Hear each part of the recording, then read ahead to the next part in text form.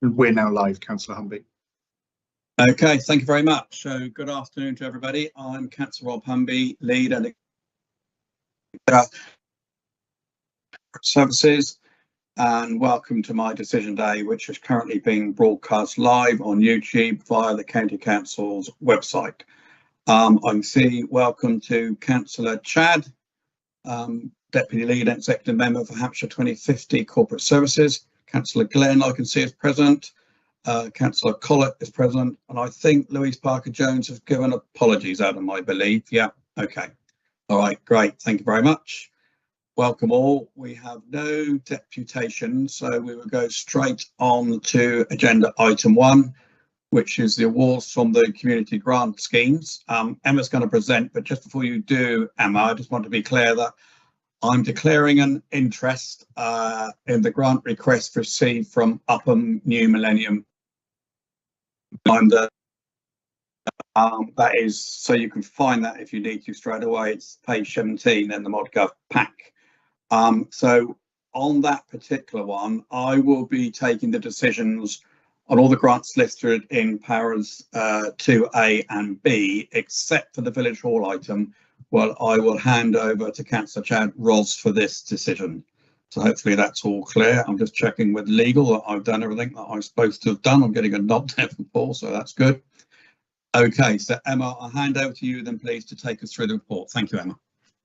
Thank you, Leader. Hello to the Deputy Leader, members and colleagues. I know that you have had a very thorough briefing on these papers and you've read them and had the opportunity to ask questions. So I'll take you through very briefly. So Appendix 1 on page 10 includes 4 applications recommended for award for the Leaders Community Grants. As you're aware, the Leader Community Grant provides up to £25,000 of funding for community grants and for community groups and organisations, and requires a 50% match. So the 4 applications you have before you are from City Life Church in Southampton to provide outreach to Hong Kongers resettling in Hampshire, for Shedfield Reading Room to provide roof replacement works, for improvements to Blandford Village Hall, and for Age Concern to provide a package of digital support, firstly based in Loxheath and Basingstoke. So those are the applications before you at Appendix 1. Appendix 2 deals with the Parish and Town Council Investment Fund. This fund provides up to £30,000 for parish and town councils in Hampshire. 3 applications. The first for Itchen, Abbas and Abington to replace their end-of-life boilers with a ground source heat pump. Abbotswood to provide solar photovoltaic panels and batteries. And as you're aware, Upham New Millennium Hall to provide LED lighting, which Councillor Chad will make a decision on. And as usual, Appendix 3 details all of those awards that have been, all of those applications that have been awarded under Officer Delegated Decision this round. Emma, thank you very much, and I'm pleased that you made the point earlier that it is quite an extensive process we go through to get to this, and all the criteria, so thanks to you and the grants team and everything that do that, and we have many conversations over it. When we get to this point, we know it's all been through that process to make sure it fits all the criteria. I'm just going to look for member colleagues if there are any comments or anything would like to make. I can't see any hands. So having said, Emma, been all through these quite extensively with you previously, very pleased to see all those, and where appropriate, important that the local members have supported as well. So yeah, thank you for that. So I'm happy to approve the ones that I can, as I say, set out in powers 2A and B, except the Village Hall item. So can we take it that I have approved those, except the Upham Village Hall one, where I will now hand over the chair to Councillor Chad to make that decision. Councillor Chad, Ros. Thank you, Councillor Humby. Yeah, I'm happy to approve the grant for the Upham New Millennium Village Hall. So over to you, Rob. Okay, thank you very much, and thank you, Emma, for that. So we will take it that those all have been approved. And we can note that down now then, Adam. And as well, I'm looking at Paul, if he's happy that all that process is content with that. That's great. Okay. Thank you, Ros. Appreciate that. And thank you very much, Emma. Okay, we will now move on to agenda item 2, investing in Hampshire, and I believe, Emma, that is you again, please. Thank you. Thank you, Leader. This is an application from Winchester Cathedral for an award of £10,000 from the Investing in Hampshire Fund towards a statue of Jane Austen in Winchester. It's actually a resubmitted bid, so a number of years ago a similar application was made. At that point, the County Council decided to award £25,000, but the project wasn't then taken forward. However, we did say we would welcome a revised application. The revised application has been made for a lower amount, and I think that is partly in recognition of pressures on public finances, but also that the project has been scaled back slightly. We're recommending a £10,000 award conditional on match funding for the same amount from Winchester City Council. And I just wanted to bring your attention to the equalities impacts elements of this, because the equalities impact are listed as neutral, but there are a couple of interesting or important elements in that. So the first is on the protected characteristic of sex. So nationally, I think the BBC did some work that indicated that that only 174 of 828 statues recorded on the by the Public Monuments Association were of women. We don't have the figures for Winchester, but there is a gender imbalance of statuary in the country, so therefore this is deemed to have a positive impact, being a statue of a woman in Winchester.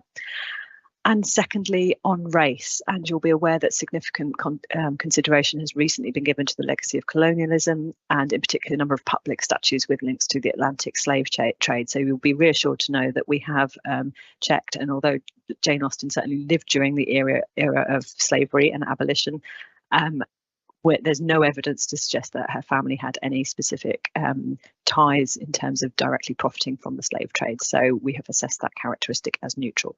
So our officer recommendation is to award. Emma, thank you very much for that. And I think that explanation also details the amount of work and research that goes in behind this grant and the criteria and the further and wider considerations. Councillor Chad and I previously spoke about this. I'll come to you, Adrian, in a second, if that's all right, seeing your hand. And in terms, I think it was decided not to go ahead previously. I think that's through a public consultation as well. I just want to be absolutely clear. This is accepting that there is a commitment from Winchester City Council as well on that match funding. Has that been agreed? I think it's being considered a couple of days after this this decision, so I think earlier next week. So we'll be subject to that still as well. Indeed, that's the condition. Okay. All right. Yeah. Okay. Thank you very much. And just to add a little bit, and also when we think in terms of, we've been having discussions recently about the importance of tourism and how that links up across the county as well. So I think there's an added dimension there as well. So thank you. Councillor Collett, Adrian. Thank you, Rob. Clearly, Jane Austen is a great part of Hampshire heritage, so absolutely support that aspect of this and the other points that Emma made in her introduction. I'm just intrigued by the £100,000 cost. I'm aware that £73,000 of that has already been raised by donations and fundraising, so this isn't coming out of the public purse, not the 100,000. No. So I just wondered, is that the sort of cost you would expect for a statue of this scale, and what was the cost of the original proposal from which we were originally going to give 25,000? Thank you. Thank you. Thank you, Councillor Collett. It is certainly within the region of what we would expect for effectively a life-size or larger bronze statue. So both in combination of the sculptor, the sculptor's time, the maquette, and also the material. So it is certainly within the right ballpark. I don't recall the overall project cost for the previous iteration, but I think it was more around 140, something like that. But I will come back to you on that point. Okay, thank you. You're content with that, Adrian? Yes, Yep. but like that. But I understand, and I think you understand the decision-making process. Or so those conversations I had with Councillor Chad about the current climate and everything, and we think that this was appropriate, and it still will leave a commitment for them to source the remaining locally through to raising that funds locally as well. So I think, and having that commitment hopefully from the City Council as well, and all those other things that Emma mentioned, but I am interested in that tourism aspect as well, which does join up, as you're well aware, pretty well across the whole county from that point of view. Any other member like to make any further comment? Councillor Glenn, Councillor Chad? No? Okay. Right, on the basis of that then, I'm content to agree the recommendations as set out in para 2 on page 19. Emma, thank you very much. Okay, thank you. We will move on now then to agenda item 3, local plan, land and buildings promotion strategy. And I believe that is Rebecca and Louise. Who's leading on that? Is that Louise? It's going to be me, Louise, please. hi, great, thank you. Thank you, Leader, for the opportunity to present the report to you today. The essence of the report is to secure a range of officer delegations in respect of the County Council as a landowner to be able to promote its own assets into the local plan process across Hampshire. And this should be seen as distinct from any existing delegations that relate to the County Council in its regulatory capacity, for example, as the Highway Authority or the Local Education Authority, which already exist. The report summarises in paragraphs 6 to 10 the current process that local planning authorities use to develop what's known as their spatial strategy in respect of particularly housing and employment, but other land uses, and their specific onward allocation of sites. It notes that the early call for site stage is a key one, where the local planning authority will invite landowners, both public and private, to make their land available for consideration for development or other land use. The opportunity to participate in a call for sites process in effect signposts that the County Council is prepared to make its land available, and also through its submission allows the site to be considered alongside others that may be submitted by third-party landowners. The call for sites process results in a publication of a document called a SHILA, which is a strategic housing land assessment and availability assessment document. And as a consequence of that, any sites we submit then becomes in the public domain. The availability test is a key aspect of the plan making process, and there is currently really no consistent or staged approach to securing member approval within which a typical 6-week consultation exercise would be required. It is proposed, therefore, that a specific delegation be secured for the Director of Hampshire 2050, but in consultation with yourself, to identify and promote Hampshire County Council owned land assets into the local plan process where it's deemed appropriate. And paragraph 12 notes that such a delegation will support a more agile approach, increase the local planning authority's confidence that the land is truly available, and also provide, importantly, an audit trail if we end up in an inquiry process in due course. The report also notes in paragraph 14 that the County Council may own sites adjoining other third-party land where it may be beneficial for a joint promotion strategy to be undertaken, and suggests, therefore, in these circumstances, a joint land promotion arrangement or a memorandum of understanding might be appropriate.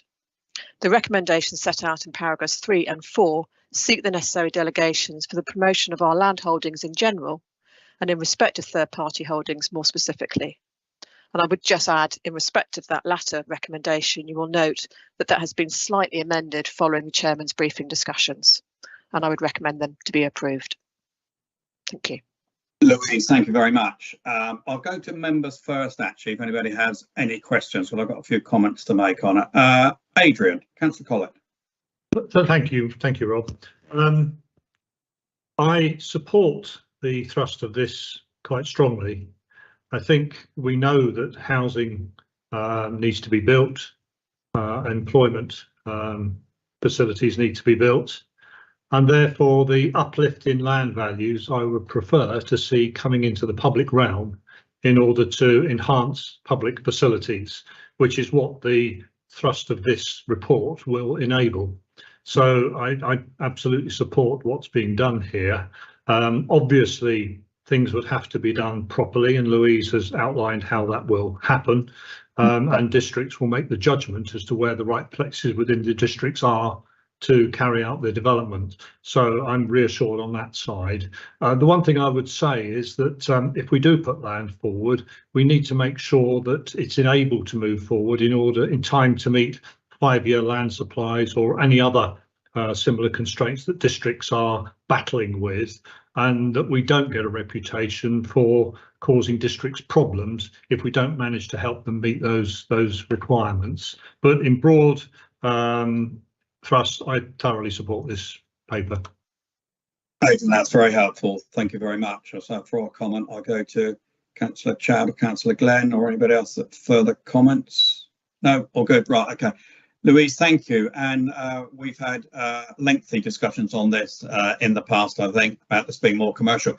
I think what it does do, and it comes to sort of Adrian's point, is, and all the way through the report, we talk about being agile, and I think that's what it is, and allowing the director to enter into very early discussions.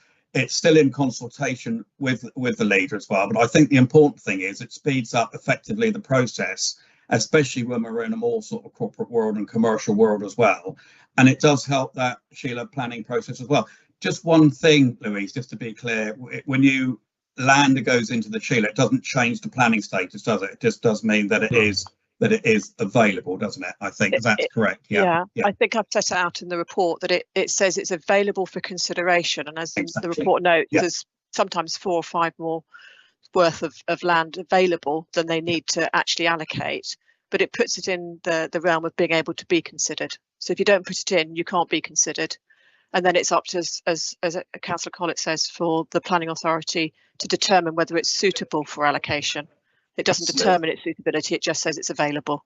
Yeah, so I think what this does effectively, as quite rightly, in terms of what Adrian is saying, it speeds up the process in terms of that decision making, but it still has to go through that full process like it would with anything else. But and we did have a discussion sort of saying this to members, whether we could sort of look at the size and scale of a piece of land or the value of it. But I think that then potentially could slow the whole process up again, because somebody would have to then decide on that decision, you know, about what scale would you fit within there. So, and I think that's probably something that potentially, very content I am, and I think members are, to go with it as it's set out, but there'd probably be something sort of learning as we do, depending on what parcels of land and that goes forward, and we can come back and revisit. Presumably there's no reason why we can't do that, to see if we can actually help and be even more agile than we are. Because if there's a very small piece of, literally a piece of land that's very tiny, whether it's highway piece or whatever it is, that doesn't necessarily need to come back through that sort of cabinet process or anything else. But clearly on the larger scale, it would need to go through that normal process.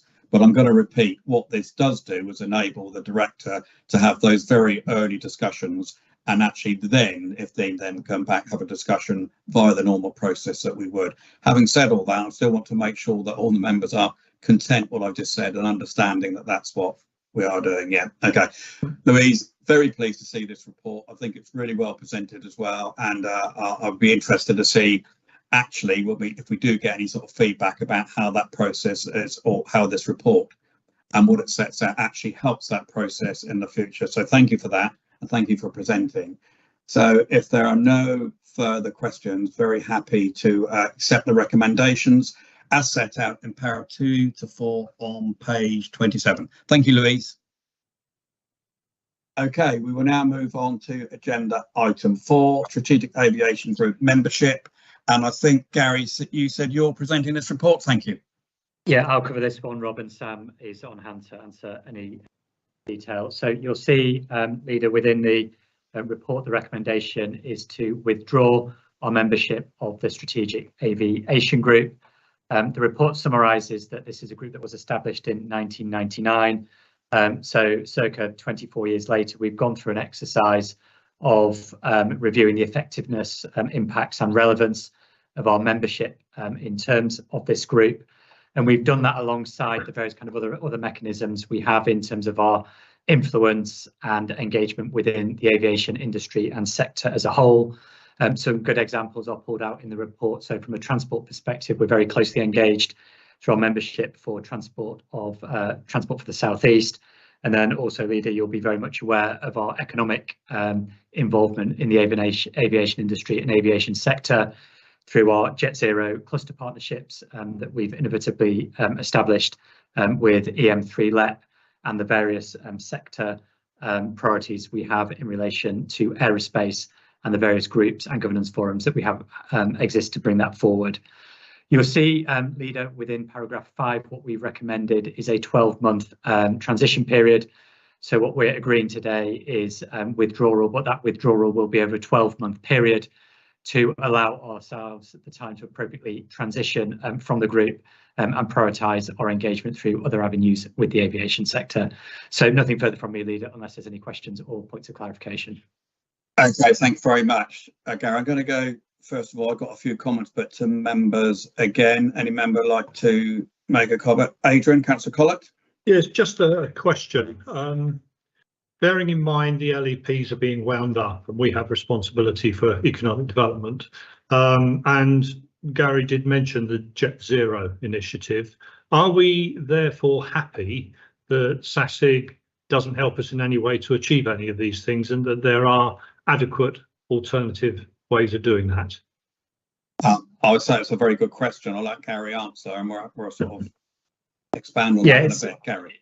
It's a fantastic question, Councillor Collett, and I think that's one of the reasons why that 12-month withdrawal is going to be important, because that coincides with the period of LEP transition, so we can satisfy ourselves during that 12-month transition period that those appropriate linkages are made between, it's not just the Jet Zero cluster, but all of the aerospace and aviation sector work that is led by the LEPs that will now come under our accountability as the upper tier local authority are appropriately met and engaged.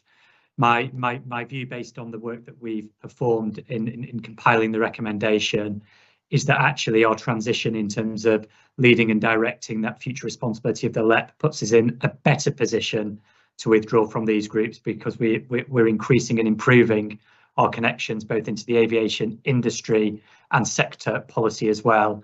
So we can achieve that outcome through our new roles and responsibilities through LEP transition rather than through national lobbying groups such as this. Okay, thank you. Any further questions from members?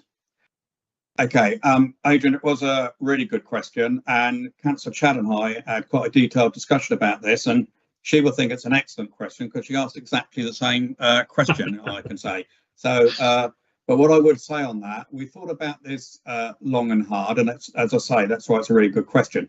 And you can look at it from both ends in terms of what our new roles will be. So are we taking on those roles? And also, what the group was originally set up for, is that relevant now, depending on, you know, when you're thinking about those new additional sort of roles that we will have.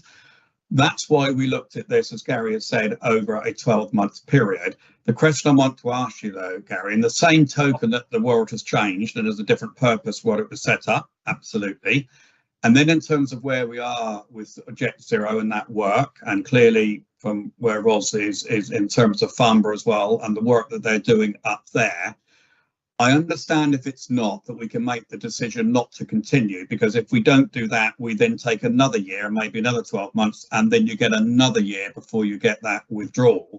But what would happen, so within that 12 months, Gary, if it is seen, depending on how things evolve from the LEP disaggregation and those roles and responsibilities and with other partners, there is a situation question, could we keep it going and not withdraw, or do we have to wait to the end and start again? It's just understanding that process if we want to continue. Thank you. Yeah, Councillor Humby and Leader, there is no reason why during that 12 months we could not reconsider this, particularly with those moving parts around the LEP transition. So no, the specific answer to your question would be is if we felt within any period within the next 12 months that we would want to recommit to this group, there is no reason why we couldn't do that, subject to an appropriate member decision. Okay, thank you for that. And also, and I do understand now, and Councillor Chad, I think we had that conversation, so therefore why take the decision now? But if it's seen that it's actually there isn't a benefit to being in that group, we would potentially then go another year. So I think I can understand the logic of doing that. But there's, and in the same token then, Gary, if we didn't after that 12 months, there's nothing to stop us rejoining from scratch after that, if it was seen that there was a benefit for us doing so? I think, yeah, no, we could always rejoin after those 12 months if there was benefit. I do think that the overarching sort of value that we get from our time and engagement within groups, which is why the recommendation within the report is much better and more effective through the channels that I've quoted in terms of transport through the southeast or roll through Jet Zero. If we did consider that could add further value for our membership of this group, either during the next 12 months or beyond that. We can always go and beyond that 12-month period. Okay. Thank you for that. I just wanted to make that clear. Excuse me. Councillor Chad, would you like to add anything from that? No, you're okay, that's fine. Councillor Glenn, excuse me. Okay, sorry, right, okay. Okay, so on that basis then, and so I understand the logic of doing that and in that period, and things will evolve with the leptos aggregation and those roles and responsibilities, and I quite agree through Transport for South East as well. So I'm content to accept the recommendations on that advice that we can still make a decision within the 12 months, and after that, if it seemed that it was a benefit to the authority. And who does know where we're going to go with Jet Zero and that additional work as well. In fact, I think they've just had their first flight, hasn't they? I saw on the news yesterday with that, so there is interesting stuff going on. So after all that, happy to accept the recommendations as set out in Para 2 on page 35. Adam, thank you very much. Thank you very much, Gary.